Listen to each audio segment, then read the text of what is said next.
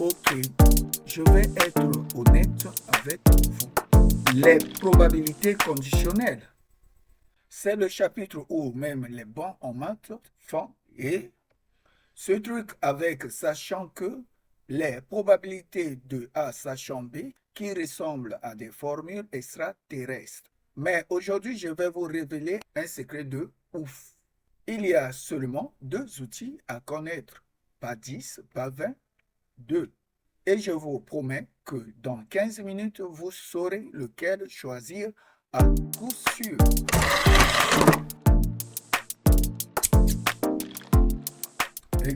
Énoncé numéro 1. Dans un lycée, 40% des élèves font de l'allemand en LV1. Parmi les élèves faisant l'allemand, 70% sont des filles. Parmi les autres, 45% sont des filles. Question petit a. Représenter la situation par un arbre pondéré. B. On choisit un élève au hasard. Quelle est la probabilité que ce soit une fille? Question C. C'est une fille. Quelle est la probabilité qu'elle fasse de l'allemand? Ainsi, passons au corrigé de l'exercice. Passons au corrigé de l'exercice, la question petit a. La question petit a, on nous demande de déterminer l'arbre pondéré de la situation.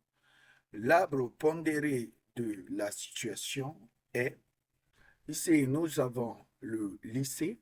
Dans le lycée, il y a des lycéens qui font l'allemand et ce nombre de lycéens qui font l'allemand représente 40% des lycéens, soit la probabilité des élèves qui font l'allemand en LV1 est de 40 sur 100, soit 0,4. En dehors des lycéens qui font l'allemand, il y a aussi des lycéens qui ne font pas l'allemand.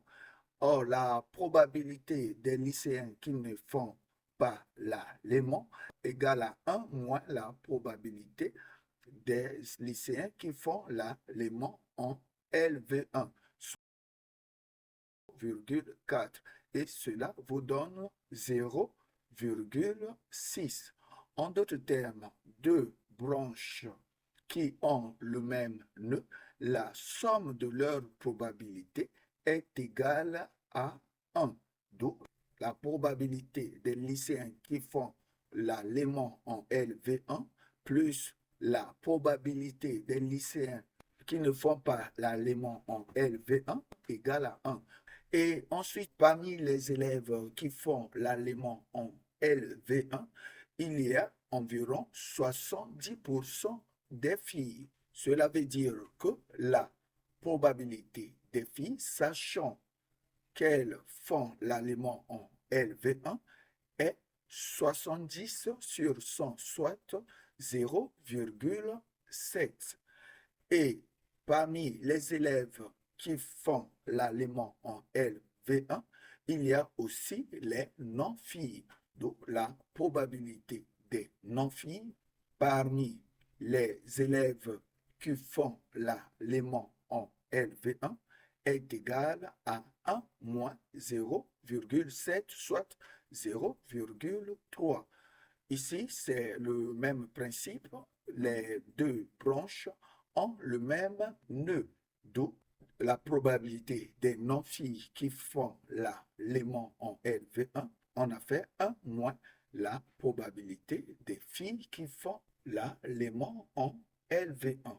Et parmi les lycéens qui ne font pas l'allemand en LV1, il y a 45% des filles. Cela veut dire que la probabilité des filles, sachant qu'ils ne font pas l'allemand en LV1, est égale à 45 sur 100, soit 0,45. Puisque ici, la probabilité des non-filles, sachant qu'ils ne font pas l'allemand en LV1, est égal à 1 moins 0,45, soit 0,55.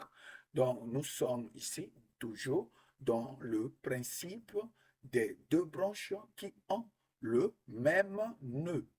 D'où on a trouvé cet arbre pondéré associé à la situation de l'énoncé. Ensuite, passons à la question B. Pour la question B, on choisit un élève au hasard. Quelle est la probabilité que ce soit une fille? Pour répondre à cette question, en regardant l'arbre pondéré, il y a deux chemins qui amènent à fille. Il y a le chemin AF et le chemin A bar F.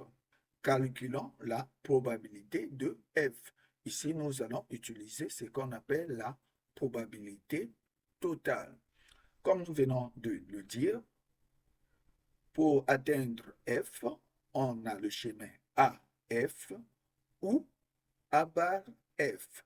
Et n'oubliez pas la notion ou. Lorsqu'on parle, on utilise le ou. Dans les calculs, c'est la somme. Si c'est entre deux événements, c'est la réunion de ces deux événements. Donc, dans notre cas ici, la probabilité de F est égale au produit des probabilités du chemin AF plus le produit des probabilités des chemins A bar F. Probabilité de F est égale à la probabilité de A fois la probabilité de F sachant A plus la probabilité de A bar fois la probabilité de F sachant A bar. Et la probabilité de A fois la probabilité de F sachant A égale à la probabilité de A inter F. Et la probabilité de A bar fois la probabilité de F sachant A bar est égale à la probabilité de A bar inter F. Soit la probabilité de F est égale à 0,4 fois 0,7 plus 0,6 fois 0,45. Ainsi, la probabilité de F est égale à 0,55. Ensuite, passons à la question C.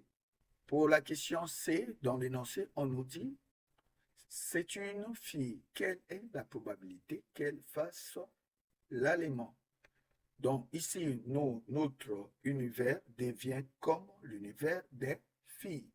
On sait que c'est une fille. Donc, sachant que c'est une fille, la probabilité de faire l'aliment est conditionnée par fille. Donc, pour faire l'aliment ici, il faut d'abord, premièrement, être une fille. Donc, la probabilité de A, sachant F, est égale à la probabilité de A inter F sur la probabilité de F. La probabilité de A inter F est égale à la probabilité du chemin AF, c'est-à-dire est égale au produit des probabilités du chemin AF. En d'autres termes, la probabilité de A inter F est égale à la probabilité de A fois la probabilité de F sachant A. Soit PA sachant F est égal à 0,4 fois 0,7 sur 0,55 égale à 0,28 sur 0,55. Ainsi, la probabilité de A sachant F est égale à 0,509. Ainsi, nous venons de vous montrer comment construire un arbre pondéré d'une situation, comment calculer la probabilité totale et, comment calculer la probabilité conditionnelle. Ensuite, passons au corrigé de l'énoncé 2.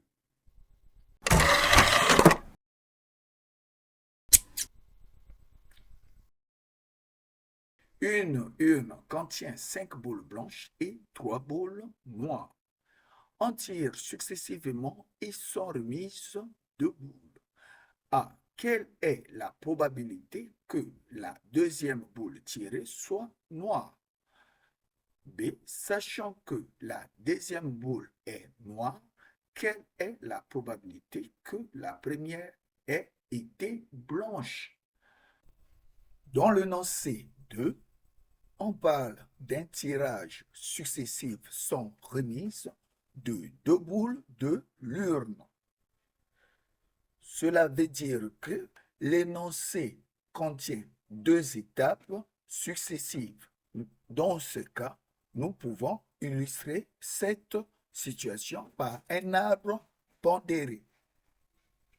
Ici, nous allons noter B1, la boule blanche au premier tirage. B2, la boule blanche au deuxième tirage. N1, la boule noire au premier tirage. N2, la boule noire au deuxième tirage. Donc, l'indice des lettres ici exprime le rang des tirages. L'arbre pondéré de la situation est: au premier tirage, on peut tirer la boule blanche ou la boule noire.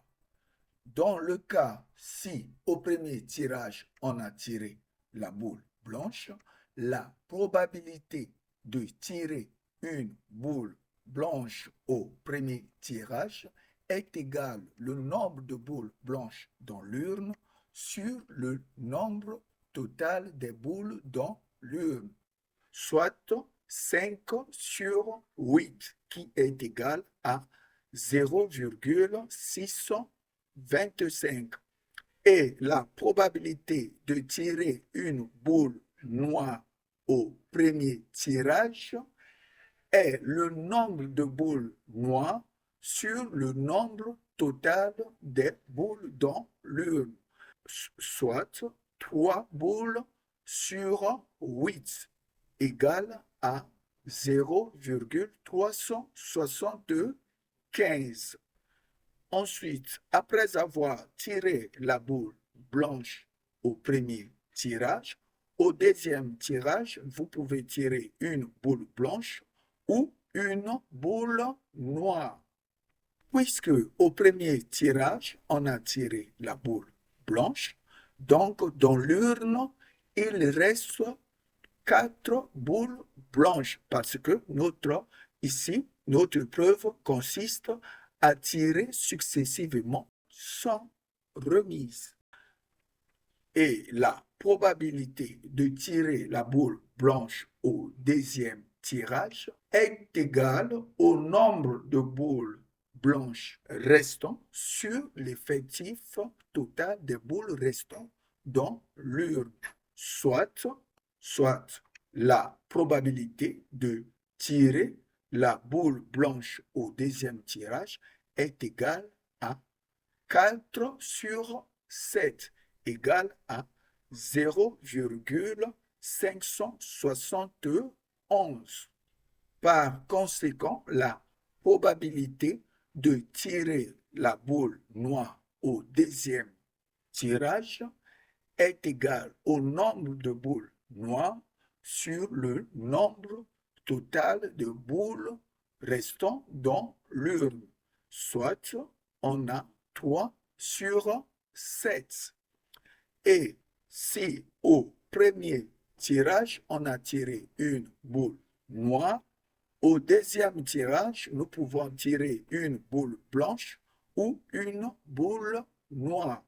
La probabilité de tirer une boule blanche au deuxième tirage est égal au nombre de boules blanches qui est 5 sur le effectif total restant qui est 7.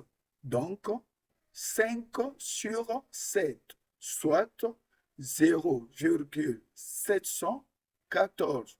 Et la probabilité de tirer une boule noire au deuxième tirage est donc le nombre de boules noires sur le nombre total des boules restant dans l'urne, soit 2 sur 7 égale à 0,286.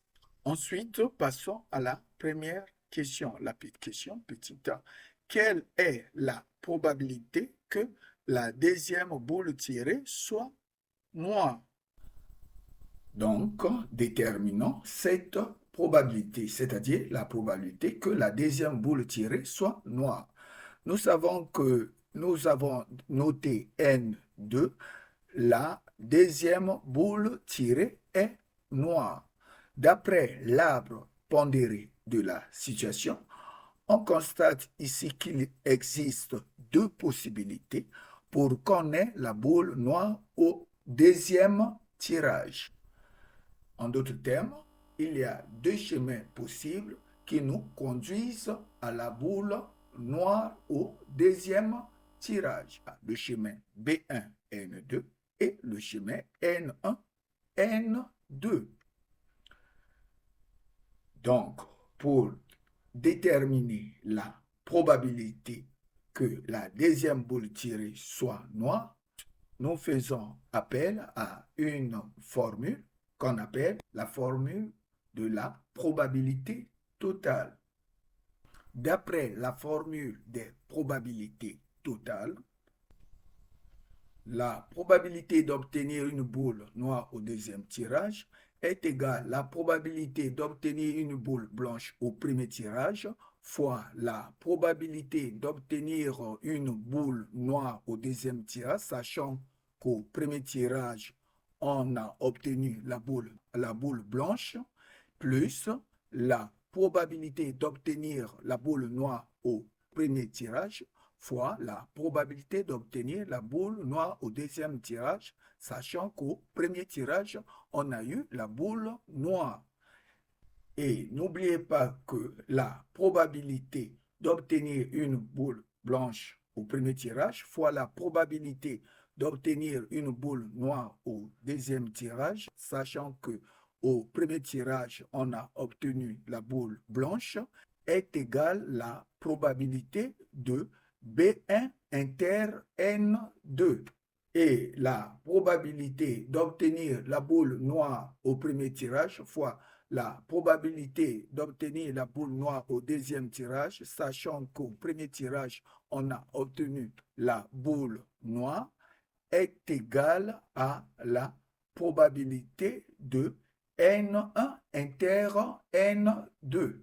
Soit la probabilité d'obtenir la boule noire au deuxième tirage est égale à 5 sur 8 fois 3 sur 7 plus 3 sur 8 fois 2 sur 7.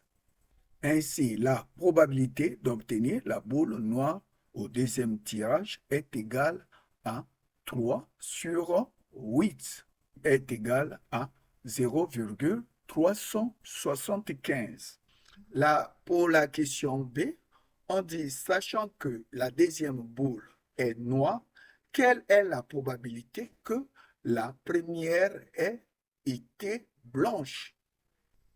Donc, la question B concerne une probabilité conditionnelle. La question B, sachant que la deuxième boule est noire, cela veut dire qu'on s'intéresse à l'univers des boules noires. Alors, sachant que la deuxième boule est noire, quelle est la probabilité que la première était blanche? Cela veut dire qu'on calcule la probabilité de B1, sachant N2. La probabilité de B1 sachant N2 est égale à la probabilité de B1 inter N2 sur la probabilité de N2. Or, la probabilité de B1 inter N2 est égale au produit des probabilités du chemin B1 N2, soit la probabilité d'avoir une boule blanche au premier tirage, sachant qu'on a une boule noire au deuxième tirage, est égale à 5 sur 8 fois 3 sur 7, le tout sur 3 sur 8. Ainsi, B1, sachant N2, est égal à 5 sur 7. Ainsi, nous venons de vous montrer comment utiliser la probabilité conditionnelle dans le cas des tirages successifs sans remise. Énoncé 3. Soit A et B avec la probabilité de A égale à 0,6, la probabilité de B égale à 0,5 et la probabilité de A union B est égale à 0,8. Question petit a. Calculer la probabilité de A inter B. Question B. Calculer la probabilité de B sachant A et la probabilité de A sachant B. Petit c. Les événements A et B sont-ils indépendants? Ensuite, passons au corrigé ou à la solution de l'énoncé 3. Corrigé de l'énoncé 3. Rappelons d'abord les données de l'énoncé. On a A et B, deux événements tels que la probabilité de l'événement A égale à 0,6, la probabilité de l'événement B égale à 0,5 et la probabilité de l'événement A union B égale à 0,8. La question petit a, on demande de calculer la probabilité de A inter B. D'après les propriétés de probabilité, on sait que la probabilité de A union B égale la probabilité de A plus la probabilité de l'événement B moins la probabilité de l'événement A inter B. Puisque la probabilité de A union B égale à 0,8, donc nous allons remplacer P de A union B par sa valeur 0,8, la probabilité de A par 0,6 et la probabilité de B par 0,5. Donc, on a 0,8 égale à 0,6 plus 0,5 moins probabilité de A inter B. Donc, nous allons résoudre cette équation dont l'inconnu est P A inter B. Implique la probabilité de A inter B égale à 0,8. Nous venons donc de déterminer la probabilité de A inter B qui est égale à 0,8. Alors, passons à la question B. La question B concerne les probabilités conditionnelles, donc est égale à la probabilité de l'événement A et B sur la probabilité de A. Puisque nous connaissons la probabilité de l'événement A et B, qui est égale à 0,3, et la probabilité de l'événement A, qui est égale à 0,6, donc on a la probabilité de B sachant A est égale à 0,3 sur 0,6. Ainsi, P de B sachant A est égal à 0,5. Et ensuite, calculons la probabilité de A sachant B. La probabilité de A sachant B est égale à la probabilité de l'événement A et B sur la probabilité de l'événement B est égale à 0,3 sur 0,5. Ainsi, la probabilité de A sachant B est égale à 0,6. Et enfin, prouvons l'indépendance de A et B.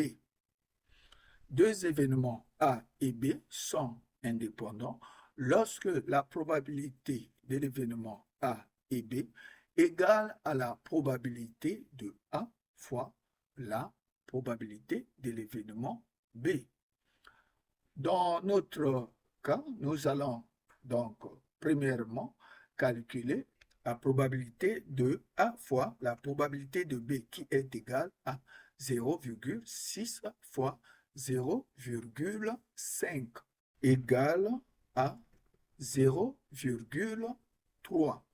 Nous remarquons ici que la probabilité de l'événement A fois la probabilité de l'événement B égale à 0,3 et la probabilité de A inter B est égale aussi à 0,3 puisque la probabilité de l'événement A fois la probabilité de l'événement B est égale à la probabilité de l'événement A inter B. Alors, donc, les événements A et B sont indépendants. Et nous venons de déballer les secrets sur la probabilité conditionnelle. Si la vidéo vous a plu, n'hésitez pas de la liker, de la partager et de s'abonner à notre chaîne.